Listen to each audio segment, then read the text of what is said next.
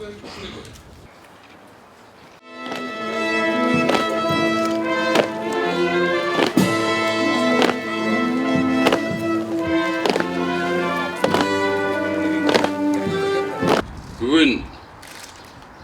қырғыз елі чоң жоготууга учурап турган убагыбыз.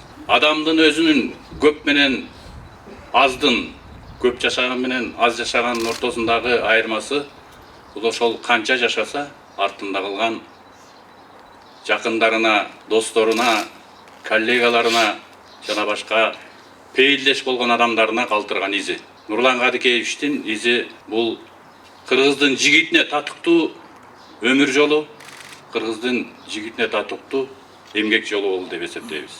وفي الآخرة حسنة وقنا عذاب النار برحمتك يا أرحم الراحمين.